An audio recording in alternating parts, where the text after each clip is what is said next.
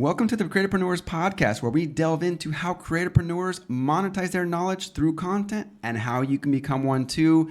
I'm Antonio Lazo, joined in the studio with my twin brother and fellow co-host Rico. How are you doing? Excited to be back for episode 3 at Aldra's Place Studio. And I just want to go ahead and peel back the curtain a little bit before we get into today's show. I was inspired by 2 tweets, 2 posts on Twitter, X, and I think it's really important to understand that you need to get started. The first tweet is from Dan Coe, a fantastic, successful creatorpreneur. And the tweet reads like this: "You can't improve something that doesn't exist. Launch the project when it's not perfect. Start the business when you don't know enough. You can only find the second step when you take the first." Such a powerful tweet. What do you make of it, Antonio? Similar to you, how you felt inspired, I often think back to when I first met the guys at Aldra's Play. I was initially just considering doing some recording of content here, but feeling inspired by reading the Thinkific report, I recognized this is a wonderful opportunity to challenge myself to pursue doing an in-studio podcast. And I reached out to you knowing that you had done a podcast previously, and I said, hey, let's do the podcast. And let me just say that I was actually very intimidated. I've done only online virtual podcasts, never done a studio podcast, and that's why I had resistance. But what I've learned in my coaching journey and my own personal development journey is you only grow when you step out of your comfort zone. So stepping into the studio was stepping out of my comfort zone into our growth zone, and here we are in episode 3. And just a little stat for you listeners, 90% of podcasts never make it out of episode 3. We're still in the midst of filming episode 3 here. But again, you need to take action. Just get started. Start today. Great. And I think you had another tweet you wanted to share with the audience. Yes, this is a tweet by Justin Welsh, who just tweeted this message this morning. "You're underestimating how many beginners there are. 95% of the people on this platform, X, or any platform for that matter, need help with the basics, the 101 stuff, which is just shorthand for introductory content. Keep it simple, solve early stage problems, and you'll build a committed, loyal following." Very impactful. Everyone has to start somewhere. You don't have to be an expert to get started. Absolutely. And again, using the example of the podcast, even a month or 2 ago, if someone were to ask me, how do you create an in-studio video podcast? I could have given some broad brush strokes of guidance, but after getting my feet wet and actually pursuing this video podcast with you, preparing for it, pre-production, production, post-production, we are now one chapter ahead of all the individuals, the small business owners that see this content and want to create their own podcast. And as a result, that's what this message is all about. Get started, and then cater to those newbies who you were once before. In fact, Gary Vee talks about this, that create the content that you yourself would have enjoyed many moons ago, 3 weeks ago, 3 months ago, 3 years ago, right? By you producing that kind of content that speaks to you as an individual, but from the past, that's all the guidance, that's the only North Star you truly need to follow. And another note on Justin Welsh, he actually appears in what was sort of the genesis of the ideation for this particular episode, which was this recent trend report by Kajabi, which is an online learning platform.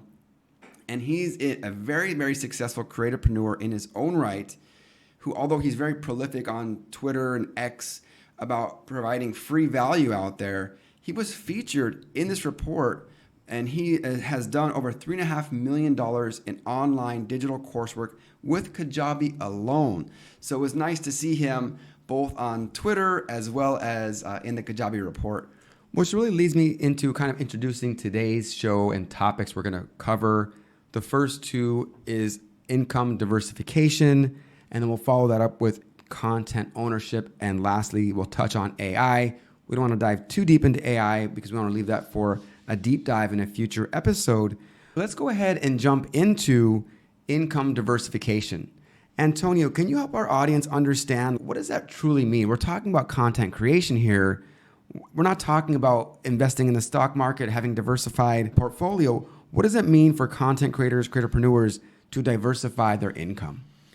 Yes, I think you mentioned two of the key terms, and we're actually titling this episode income diversification and content ownership because they are intrinsically linked. But let me first examine what income diversification means. If we look at video content creators, historically, they've used two mechanisms to monetize their content. Number one has been through platform payouts, which means producing content for a platform like YouTube, like Facebook, like Instagram, and then based off of your content's performance, based upon your audience size, the number of subscribers, how long they're watching that video, that social media platform will split the ad revenue with you. Of course, they keep the lion's share. So as a result, these content creators have known they've always had to look at other alternatives to generate revenue, to generate income. And so the vast majority of these creators, roughly 66%, have pursued brand deals as a way to monetize their income. But brand deals, they can be of all types of varieties, different sizes, different shapes, if you will, different amounts. The challenge with brand deals, though, in addition to the challenge of producing content for a social media platform, is that they are very competitive and they are inconsistent. You can do a brand deal once today and it's gone tomorrow. And also because they are so lucrative, a lot of these creators will pursue a brand deal that doesn't really harken back to their own personal values of what kind of content they want to produce. They may be promoting a product or a service that they themselves don't use. So that really is what I would call the monetization 1.0 model, where video content creators are monetizing through social media platform payouts and brand deals. And I just want to jump in and say that we're not saying that you shouldn't try to monetize on YouTube. YouTube is still a tremendous platform, a great platform for long form content, a place where you can grow an audience and monetize. But I do want to just touch on a little bit of what it takes to monetize on the platform, so that if you've not created a YouTube channel yet, you've not created any content for YouTube, just to understand how one begins to monetize.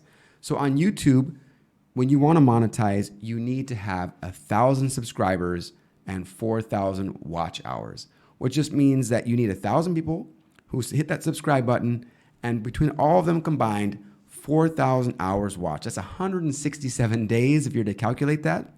It's a lot of time. And even if you monetize, that does not mean that you're going to be rolling in the cash immediately. That's just when you start to earn money from the ad revenue. With YouTube Shorts, which debuted just a little while ago, 2022, 2023, you do need fewer subscribers, 500, but you still need 3,000 watch hours, and the videos on YouTube Shorts are max 60 seconds. So you can understand that just it does take effort, time, energy, and consistency to be able to start monetizing on YouTube specifically. Yes, there are actually a couple of components I want to comment in on there. So getting to these monetization thresholds, that is just so you're in the green, meaning that you are able to earn income. That doesn't mean because you've produced one video that all of a sudden this huge amount of money is starting to come in. I've seen creators talking about videos that get literally millions of views and they're not even making $1,000 off of one video. So that's not really a long-term benefit of just focusing solely on platform payouts. In fact, this report talks about this notion of there are about 200 million content creators globally, of which the report mentions 50 million of these creators are looking to create content on a full-time basis. However, we've known by examining this report and looking at the examples provided that a very, very small percentage of these creators are making any significant income. And that threshold, as far as this report is concerned, is $100,000. They've broken it up into really three tiers.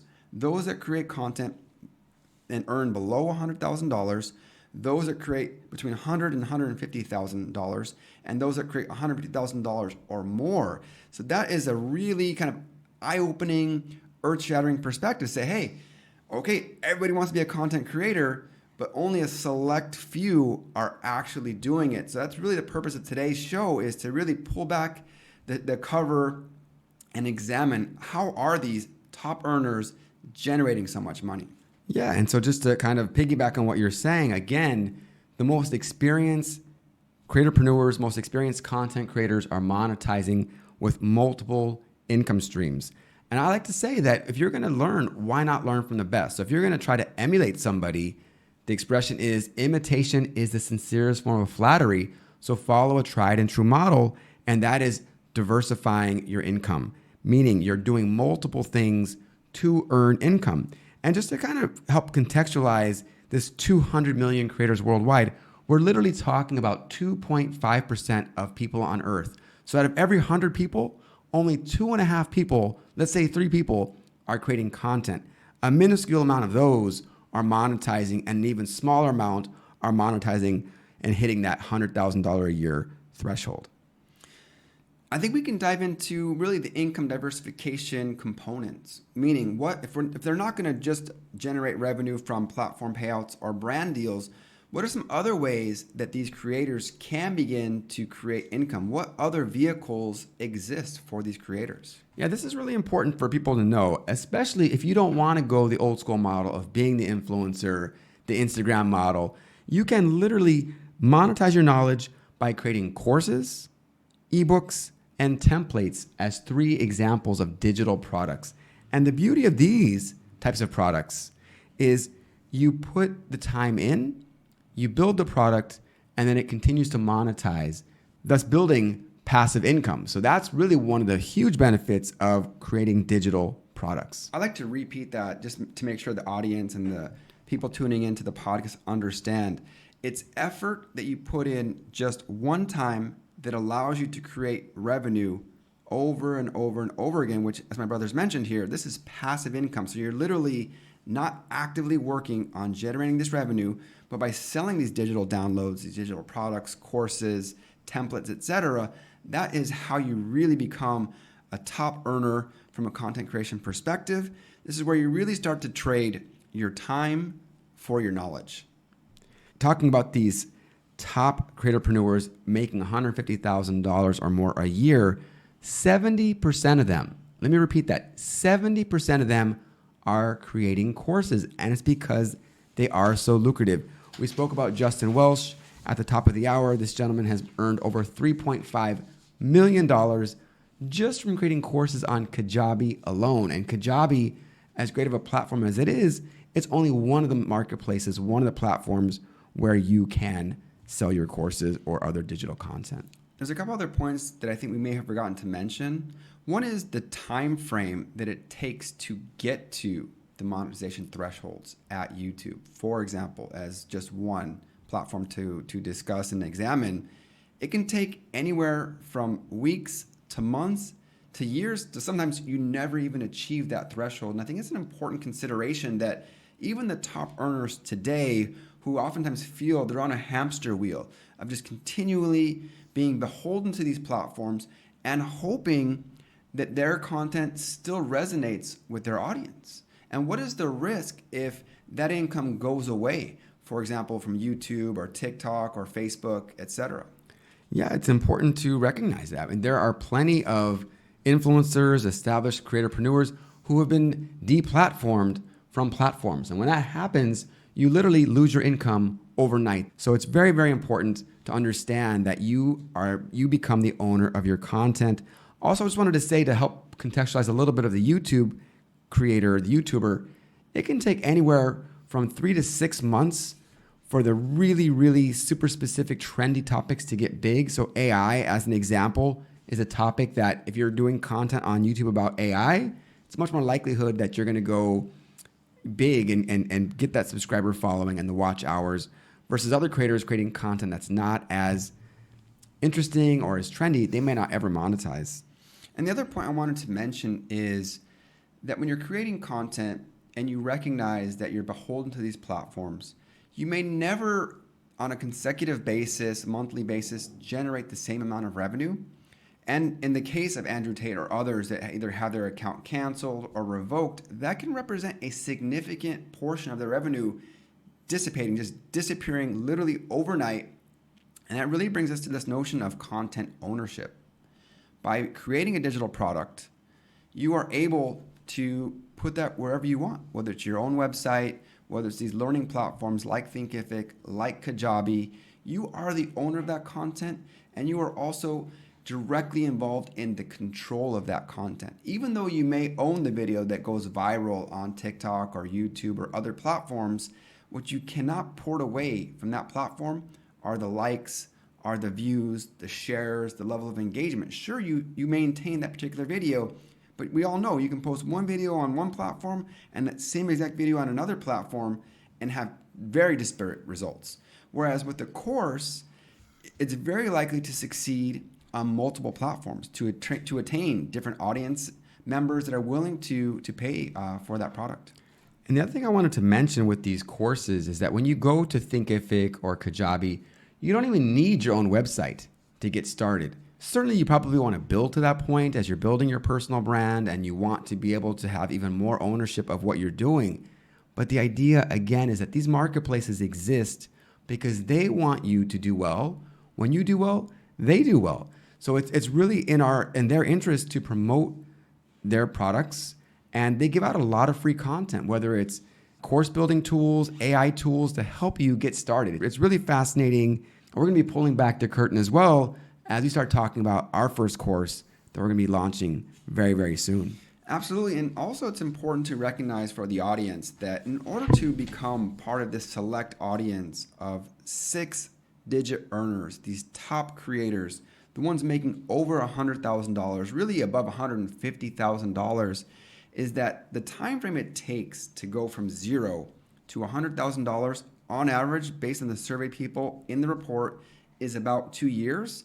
So it's a similar runway, if you will, between trying to monetize on, say, YouTube or Facebook or Instagram, but there you're beholden to the platform. Whereas if that same 2-year focus, generating your own content where you own it outright, meaning courses, digital downloads, templates, etc., 2 similar periods of time, but at the end of that time frame, you are in complete control practically of your content and no longer beholden to anybody else. So I think it's an important clarification that people that are willing and brave enough to try to become content creators and monetize their content, you really have these 2 paths to choose from. So let's go ahead and jump in and examine this income diversification. I think it's really important that people understand, yes, there are multiple income or revenue streams, but what does it truly mean? And what I want to start off by saying, at least from my point of view, is that there is no perfect way to begin.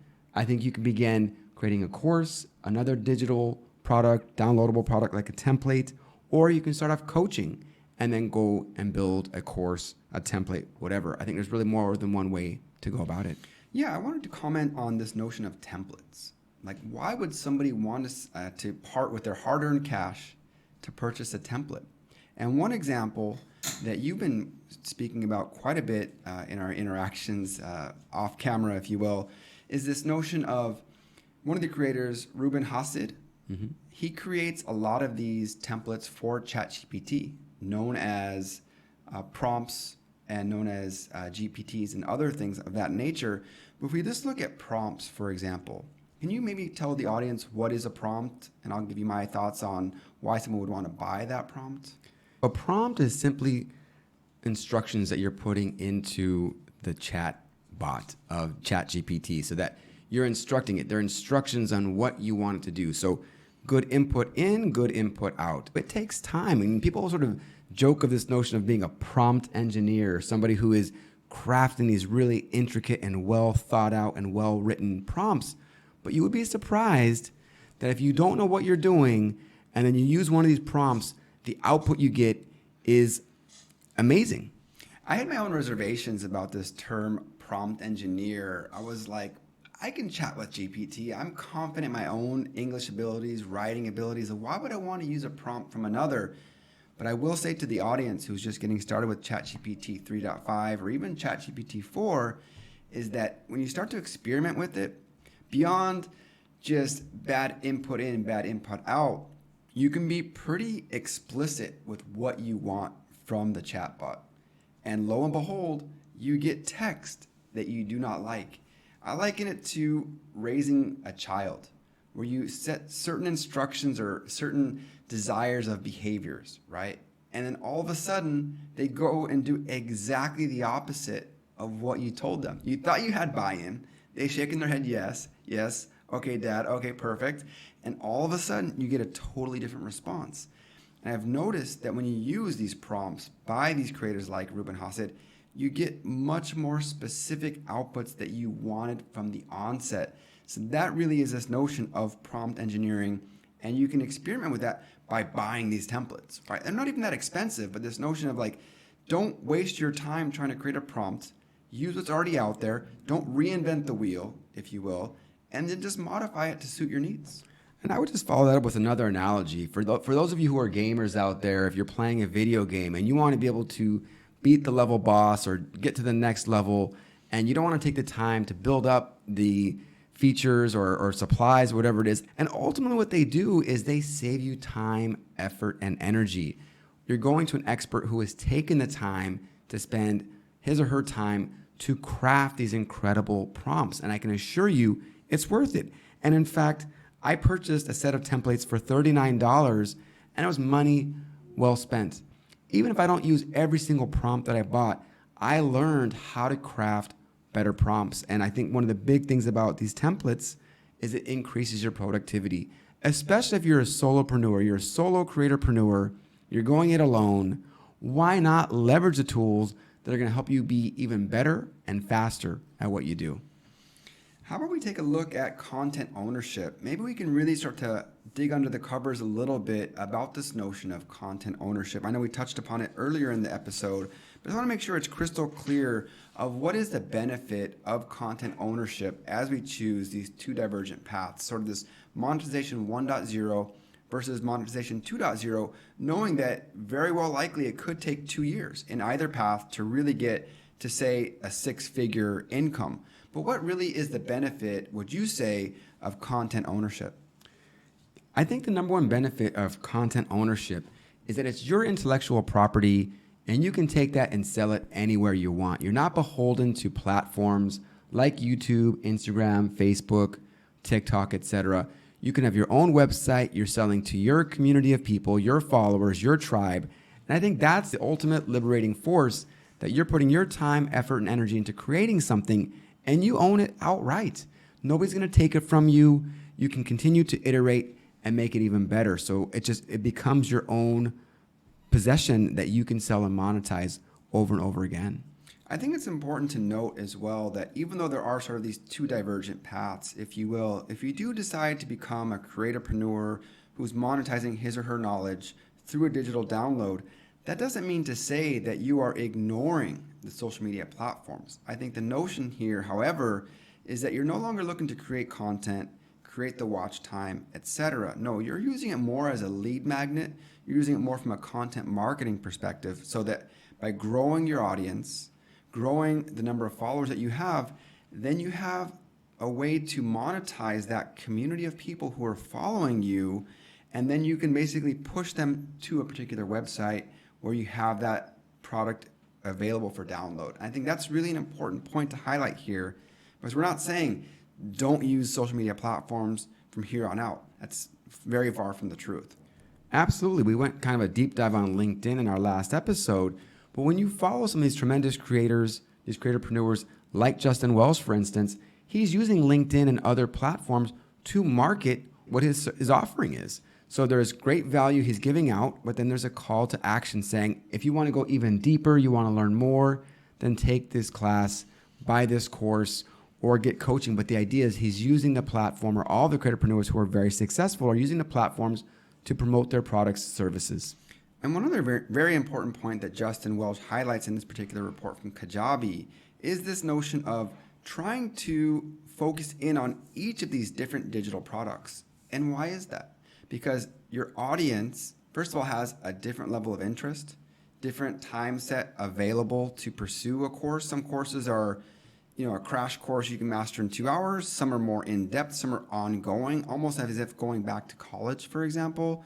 And so as a result, by being able to create multiple types of digital products, multiple type of courses, templates, eBooks, downloadables, etc., you really cast a wide net. So it's not just having these different categories of revenue streams. It's almost like you have digital products, and within the digital products umbrella, it really opens up in so many different ways that you can capture a larger audience and thereby increase your income as well.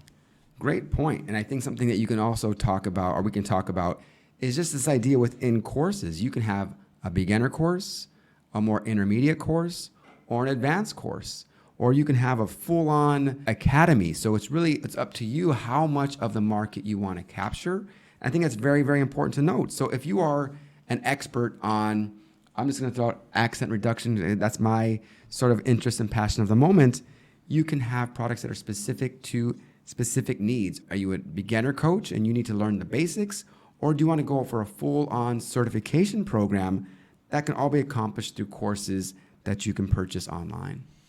And I have to say, okay, great. People are like, I'm going to create a course. I'm signed up to do this. But where do I get started? How do I get started? I'm not a professor. I'm not someone that's very well versed in course curriculum development. What would you say to that creator who may be an expert in accent reduction, but has never ever pursued this notion of how do you go about creating a course? Can you shed some light on that? I think the best way to get started is just getting started. You can hire a coach who can show you. So it's really, you're limited by your budget. How much are you willing to pay? You could do a group coaching session so that it's not as expensive. You can buy an ebook. You can learn for free on YouTube. There's many, many ways to get started, but I would start by looking at the marketplaces like Kajabi and Thinkific specifically, because these platforms have a vested interest in your being able to learn how to create a course as quickly as possible. And in fact, looking at Thinkific, which is a solution we're going to go with for our first course, they offer two different products. So they've got the Thinkific platform for sort of the standard course, the LMS, learning management system, where you have modules that you work through. But they also have a really cool website called The Leap, where you basically use AI to help you generate a digital mini course. So I would say it's really just up to you and how you like to learn. There's different learning styles, of course. So I would say look at your budget. How much time do you have to invest? And start there. I wanted to jump in on this Thinkific notion because as a freelancer, as a content creator that works predominantly in the UGC space on Fiverr, I recently became aware of this free course that, for whatever reason, I don't think Fiverr does a very good job of saying, hey, you should take our free Fiverr course on how to become a great freelancer on our platform. I learned about it through a Fiverr community that's dedicated to UGC. I'm almost done taking it. And there's really two key benefits that I took away from this particular course. Number one is the underlying platform is Thinkific. So I understood that Thinkific is a great platform, and they actually offer, if I'm not mistaken, you can build your first course on Thinkific for free, meaning they do not charge you for that first course. So that's number one. Like, where are you looking to create a course? I would recommend Thinkific. I'm not saying ignore Kajabi, but for a newbie, I think Thinkific can be a great place. But the second and more important key takeaway from this beginner Fiverr course of how to become a good freelancer is this notion that it's only 45 minutes of recorded content broken down into very, very small snippets. And so if you think about it, going back to Justin Walsh's tweet about focusing in on the newbies, they don't know what they don't know. So as a result, you can literally just give them a snippet of what the particular topic is, and then you can build a more in-depth course afterwards. So I think that's really the notion of, like, how do you begin? Look at what's already out there. You kind of mentioned this. Look at other learning platforms, the type of courses available, take notes, and replicate. I think it's a great idea. I think just by purchasing a course and getting the experience of going through it, it starts to inform you of, like, was this a good experience? What was my user experience like? How can I replicate this if it was good? Or conversely, if it wasn't so good, what can I change to make my course more engaging, better? What features could I include that were missing? Maybe I need to include some sort of assessment or a certificate of completion. So there's many ways to go about building a course, but it's just about getting started. Take courses, learn from them, process what you learned, and then replicate that in your own course. Looking ahead, I think for an upcoming episode where we're going to dive a little bit deeper on artificial intelligence, looking at some of the tools and application of those tools, I did want to spend a little bit of time on the benefits of using AI. I know in the earlier episode 1, if I'm not mistaken, we talked about, not fearing artificial intelligence and so forth. but maybe we can talk about just some of the benefits that you and I have seen either in ourselves or looking at particular creators that we know are using AI. What are your thoughts on AI, and how can people use AI from a content creation perspective, but maybe geared more towards this 2.0 monetization model? What is the benefit of using AI for these particular creators? I think the AI is just such a powerful tool. It's about how you want to use it. And so specifically, it can be just how to get started. You can use AI tools to do ideation and brainstorming. You can ask it questions to help you better understand a topic and then decide, is this something I even want to do? It can help you avoid burnout by being more productive and helping you structure a content calendar so that you then know what to do for each day of the week or each day of the month. It can really just be sort of your virtual assistant. We say that, dogs are man's best friend. Artificial intelligence is like our virtual friend who's always happy to see you, always happy to help and give a hand. So I think by embracing that notion that this is your free virtual assistant, just ask. And in fact, we talked about this in a previous episode, but rather than go to Google search when looking for information, when doing your research, I would encourage anybody to first do a search in one of the AI platforms.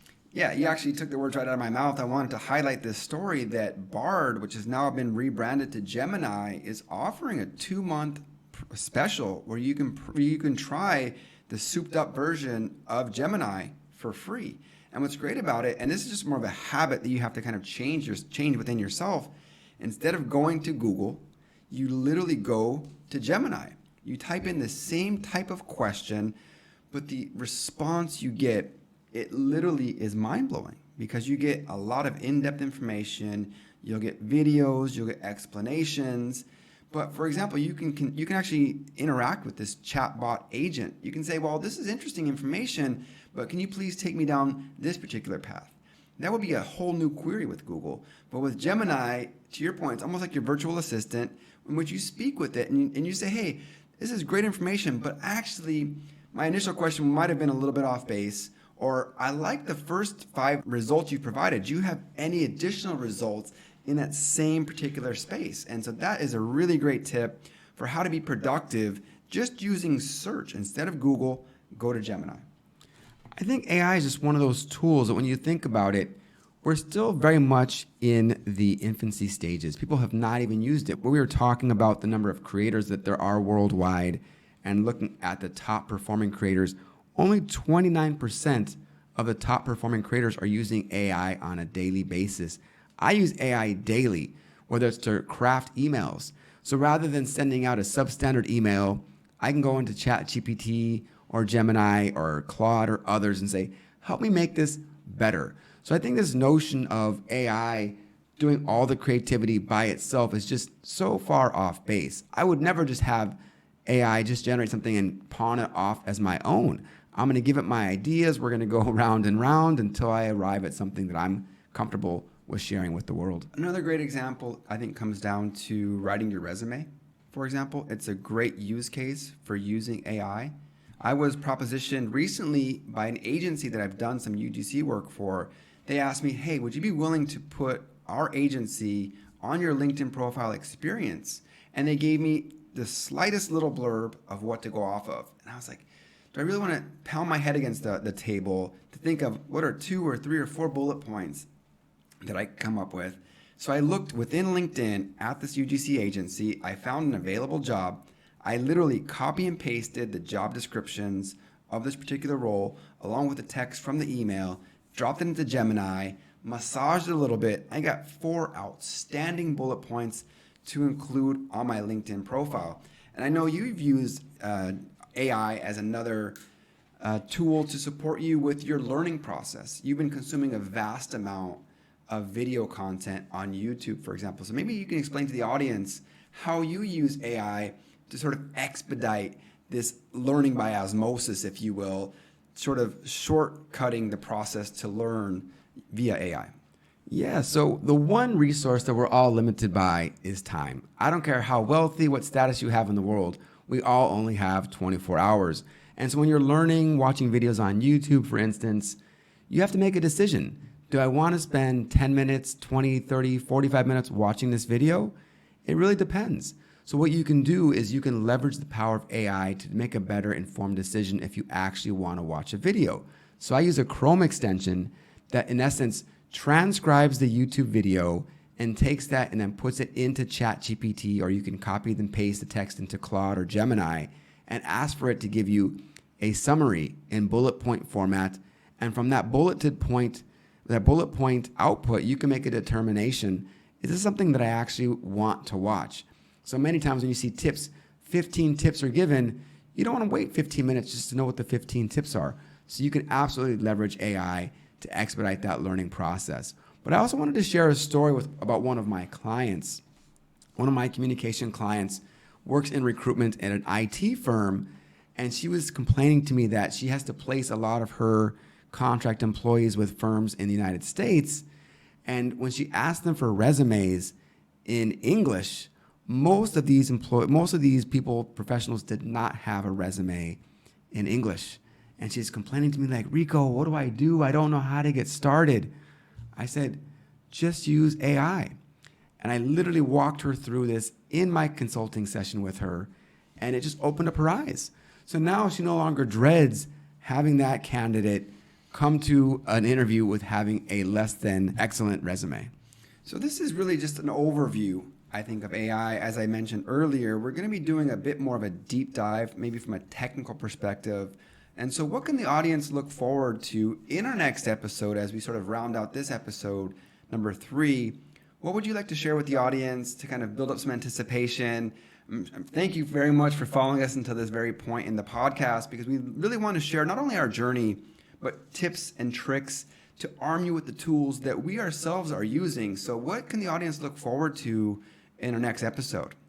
Yeah, as we mentioned at the top of the show, we are burgeoning creatorpreneurs. So this show is not intended for the experts in every field within content creation. This is getting people up and running and getting started. So we're going to take a deep dive on ChatGPT, but looking at it from the standpoint of where do you get started? What are its use cases? How can you maximize its use, both with the free tool as well as with the paid version? And also do a look at some of the other AI resources that are available so that you can really start to understand, how can I leverage these AI tools in a way that's meaningful for me, that's actually going to resonate with me and really convince me that this is something I should be using, not only in my professional life, but in my personal life as well. That's fantastic information, and I really admire the very detailed process and steps that you're taking to continually learn by watching YouTube videos, by purchasing some of these prompts from some of these very established creators in this space. And let's not forget, ChatGPT is still a relatively new tool. They came out, I want to say, in November of 2022, so a little over a year, and you already see these artificial intelligence agencies out there, these automation agencies leveraging this tool, but we're all sort of like learning in the process. So it really behooves you as a person who's new to AI to get your hands wet, do not get left back, and join us on our journey as we showcase these different opportunities with AI. And I would just say, sort of as the last words in today's show, that don't be intimidated by AI.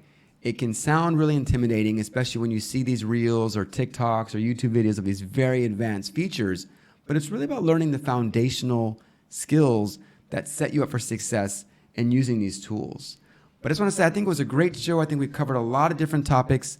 Thank you, viewers and listeners, for getting this far in our show. We look forward to our next episode soon. We're going to do a deep dive on AI, but also just want to do a little call to action. If you are looking for support, feel free to reach out, as well as if you have any questions or ideas for topics or even guests. We're going to start doing guest interviews here soon enough. Let us know. We'd love to engage with you. Please like and share our podcast. We're available at the Creatorpreneurs across all the social media platforms, and look forward to your feedback, your comments. We love to engage with you. So please, for the audience members that have already done so, thank you so much. And we look forward to seeing you on the next episode. Until next time, everyone.